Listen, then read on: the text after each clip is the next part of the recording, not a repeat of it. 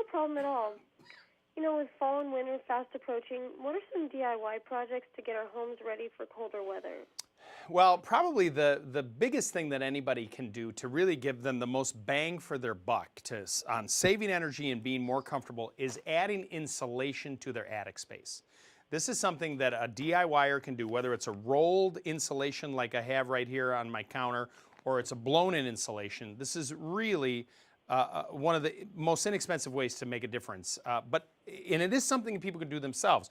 But what I want to stress with any kind of home improvement that people are going to do is that they're keeping safety in mind. Now, when you're doing things like blown-in insulation, it's really important to wear some type of mask to protect your lungs from sucking in the fibers that are going to come through there.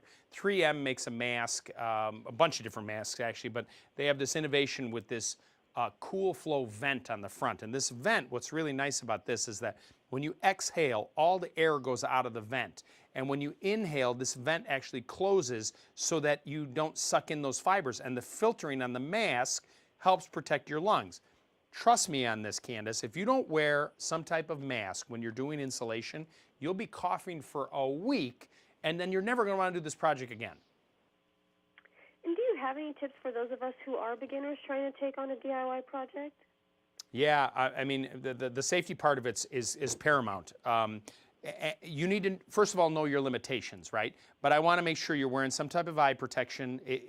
On any project you do, it should be second nature that you grab a pair of safety glasses when you're working and you stick it on your eyes to cover up, to do whatever. You're running a piece of wire, you're doing some painting, whatever it is.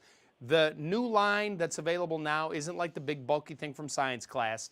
They're sleek, they feel like regular glasses, some even look like sunglasses, and they're easy to tackle. Then when it comes to the projects you're going to do, you want to make sure that you know your limitations. You need to start out on littler stuff. Don't tackle like, boy, today I think I want to build a deck.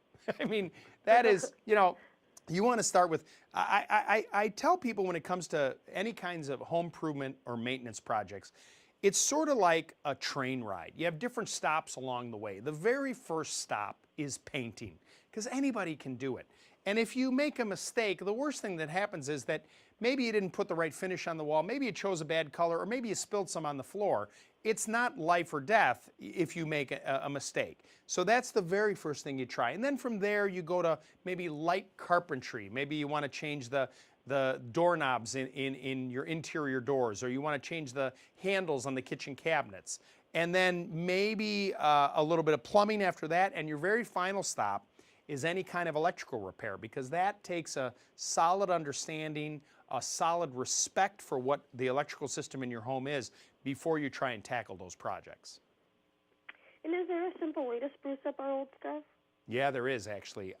There's a category of products you can find at the hardware store and the paint store called a wood amalgamator. If you've got a dining room table, say that's got some scratches on it that doesn't really look that nice. Maybe you've got a heat ring on a coffee table that somebody put a pizza box down on.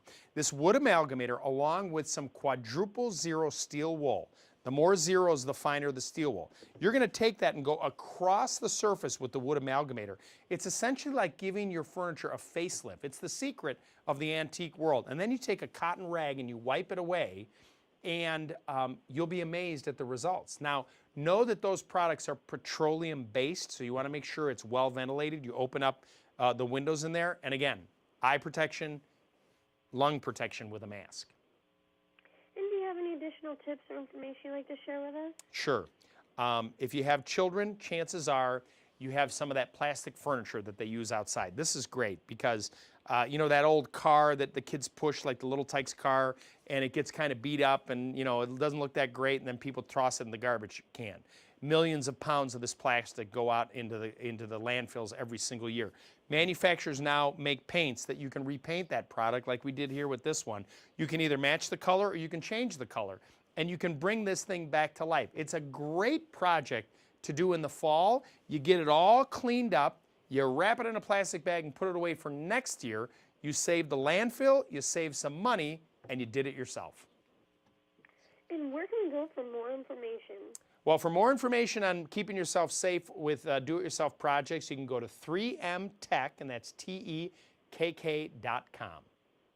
Well, thank you so much, Lou. I appreciate it. Have a great afternoon. You too. Take care. Thank you. You too. Bye-bye.